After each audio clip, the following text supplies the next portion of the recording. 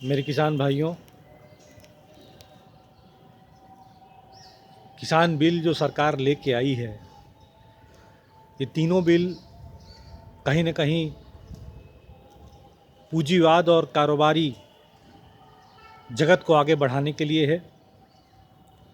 MSP को ख़त्म कर सरकार प्राइवेट कंपनियों को अनाजों के खरीद फरोख्त के लिए धीरे धीरे इस कारोबार को भी उनको दे देना चाहती है,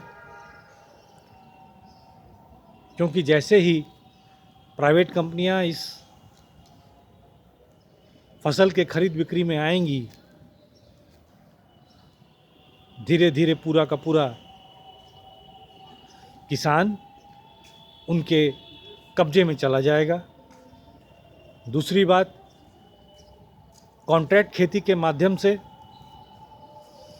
देश के किसानों की ज़मीनें बड़े बड़े पूंजीपति और बड़ी बड़ी कंपनियों को देने की जो साजिश भाजपा और बीजेपी की सरकार कर रही है,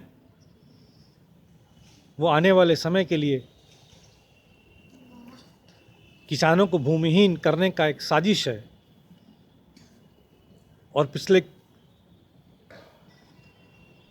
सालों से जिस तरह से भाजपा एक एक कर सरकारी कल कारखानों और उद्योग धंधों को प्राइवेट में बेचने में लगी है, इससे ये साबित होता है कि आने वाले समय में भी इनकी नीयत ठीक नहीं है। इसी गलत नीयत और नीति को लेके ये अब किसानों को भी कमज़ोर करने के लिए इस तरह के किसान बिल लेके आए हैं। इनका विरोध पूरे भारतवर्ष में होना चाहिए। पंजाब हरियाणा ही क्यों, उत्तर प्रदेश, बिहार, मध्य प्रदेश, छत्तीसगढ़ जैसे बड़े राज्य भी हैं और दक्षिण भारत के भी किसान इससे प्रभावित होगा। सरकार के इन गलत नीतियों और इन किसान बिलों का विरोध तो पूरे भारतवर्ष में होना चाहिए।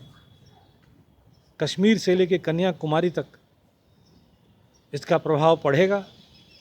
इसलिए जो साथी दूसरे राज्यों में हैं, दूसरे प्रांतों में हैं,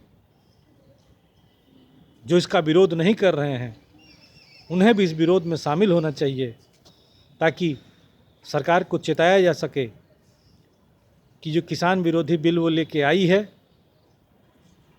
वो भारत और भारत के किसान दोनों के लिए घातक है। नमस्कार, लाल सलाम।